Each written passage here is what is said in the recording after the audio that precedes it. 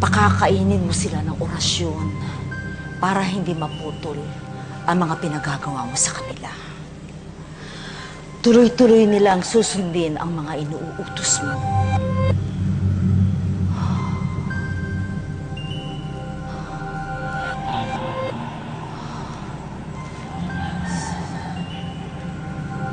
Spiritus Deus, hoc exponentia opus. Lux velucris parere mandatis meis.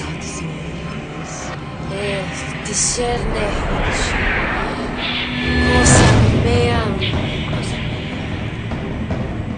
Odi.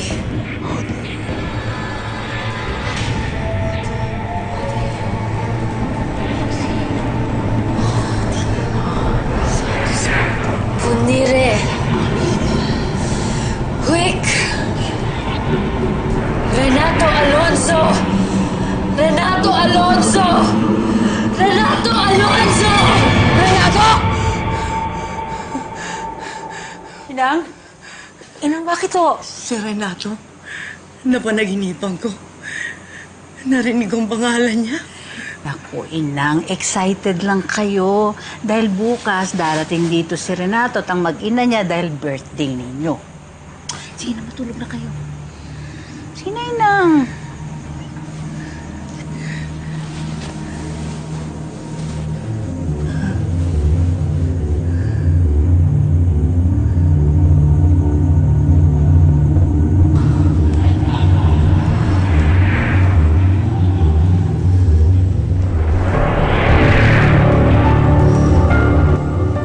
Happy birthday, Lola! Kawa ka ng Diyos, Apo. Ganda-ganda talaga ng Lola talaga? Alam mo, miss na miss kita eh. Angela! Tita Adel! Naku, ang pumangking ko! Eto, ikaw, kamusta na? Ito po. Ang ganda niya. Oo. Kaya alam mo, pinagluto kita ng paborito mong palitaw. At nilagyan ko ng maraming linga. Dahil alam ko yun ang gusto mo. Naku po, talaga po. Love na love niyo ako, Lola. Alam na alam niyo yung mga paborito ko. Sigurado ako. Marami na naman ako makakain yan. Hindi ka lang kakain, magbabaon ka pa. Sige po. Angela, mag-isa ka lang yata. Nasaan ang daddy at mami mo? Mamaya, darating na sila. Apura. Darating na yun. Lola, Hmm. Tita Adel, ako lang po yung pupunta. Wala po si na Mami at Daddy. Ha? Bakit?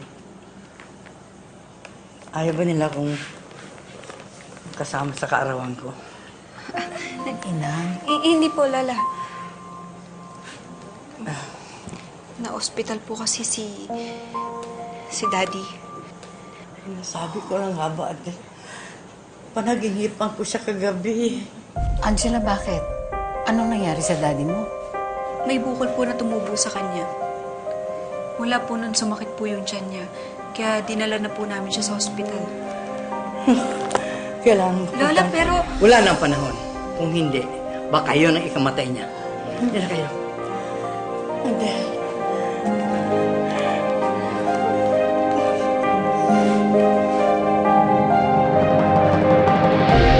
Bakit mo pa isinama ng lola mo? Mapapagod sa biyahe yun. Dad, gusto lang naman kayo makita ni Lola. Pagbigyan na natin siya. Total naman birthday niya eh. Naiintindihan ko ang inang. Ganyan talaga ang mga nanay. Hindi sila mapakali hanggat hindi na nakikita ang anak nilang may sakit. Bakit kasi hindi mo na isinama?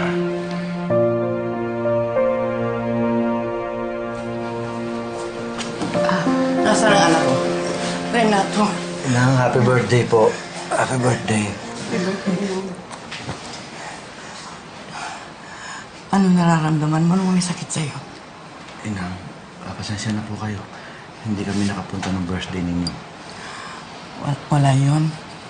Ang importante kaya kami napunta rito ni Adel dahil gusto namin malaman kung ano talaga sakit mo, anak. Kumusta ka na, Renato? Inang, wala pa ko kasing makita sa mga lab test po niya eh. Inang, okay lang po ako. Ang mga doktor na tumitingin sa akin. Ibang paraan ng paggagamot ko sa'yo, Renato. Tatawasin kita. Inang, Okay na po ako. Tinitignan na ako ng mga doktor. Renato, alam mong iba ang ibig sabihin ni Inang. Iba ang lumalabas sa tawas kesa sa lumalabas sa resulta ng laboratorio.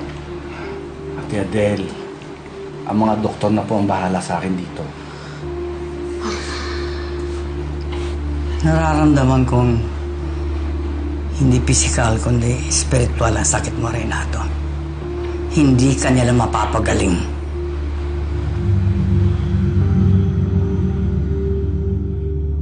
Dad, wala naman sigurong masama kung susubukan natin yung sinasabi ni Lola.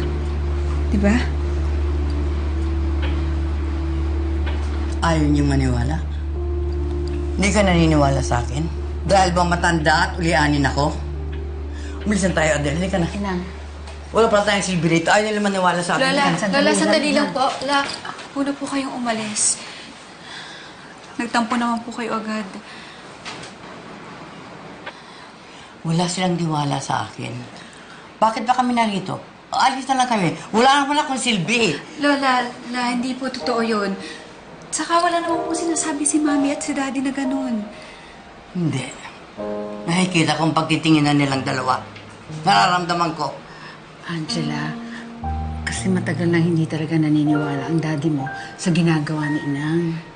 At Tita Adele, kahit ako rin po, hindi ko rin po alam kung anong gagawin ni Lola. Pero alang-alang na lang po sa akin, huwag niyo pong iwanan si Daddy. May sakit po siya. Kailangan niya po ng suporta natin, lalong-lalo na po kay Lola.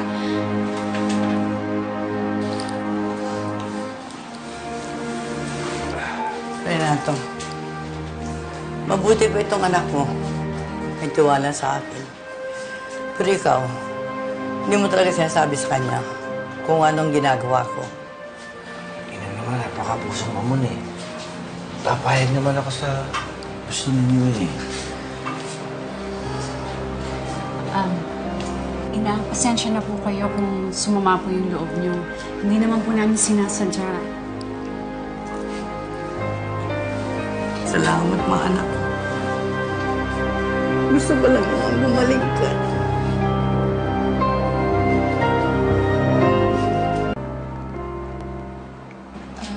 Tita Adele, ano po bang ginagawa ni Lola? Pinagpapantay ng lola mo ang mga hinliliit ng daddy mo. Dito, malalaman niya kung talagang sakit o gawa ng engkanto o gawa ng tao ang nararamdaman ng daddy mo.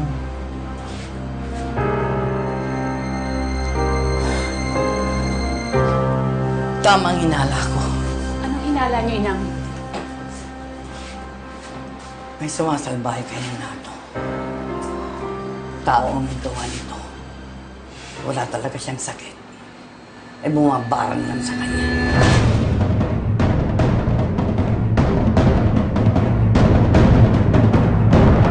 Ayang ka na naman sa kulam-kulam mo eh. Eh yun nga paggagayuman mo kay Minda, wala naman nangyari. Kasi kung mabisa yun, eh di sana hindi ka napalayas doon. Ayan. Alam mo, ako na lang ang bahala. Re-resbakan ko sila, leave it to me. Ano naman gagawin niyo? Eh di tuturuan ko silang lahat ng leksyon, hindi katulad ng mga ginagawa mo, wala namang epekto.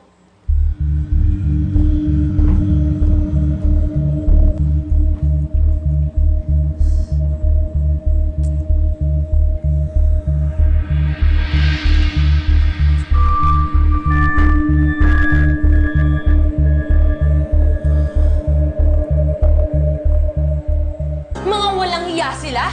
Ipapalaban ba naman ako sa aso? Eh, bakit ba naman kasi kaya sumugod?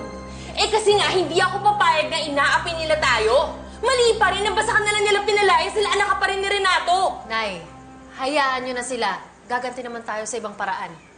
Eh, kasi yung mga ginagawa mo, wala naman kasing epekto, kaya kailangan kong kumilos. Patutunayan ko talaga sa'yo, ha, na yung pambabarang ko gumagana yan, Nay. Oh, eh, paano mo naman malalaman? Ako na bahala doon. Ako mismo, alamin ko yun.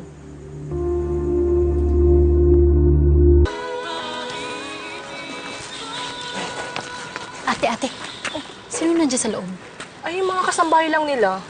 Ah, wala yung amo nila? Ay, wala silang lahat eh. Sinugod daw sa ospital nung isang araw si Renato. Sabi nila sa loob, bigla na lang daw sumakit ang tiyan at namilipit sa sakit. Ganun ba? Sige ate, salamat ha. Bibili ka ba? Hindi.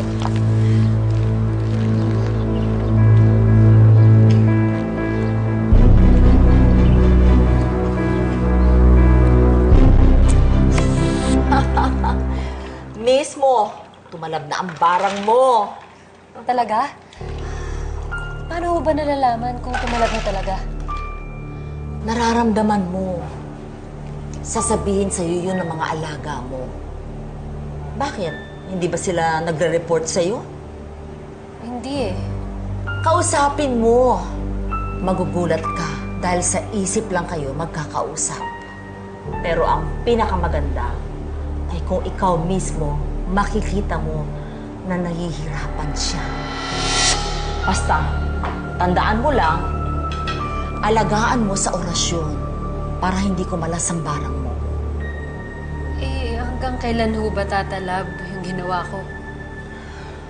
Hanggat hindi ka tumitigil at hanggat walang gumagamot na nakakaintindi ng barang. Pag nagpa-doktor ho ba sila? Mas lalong lalala ang kalagayan niya. Kapag ginabot siya ng manggagamot na katulad natin. Yan ang paghandaan mo. Dahil maaring bumalik sa'yo ang mga ginawa mo.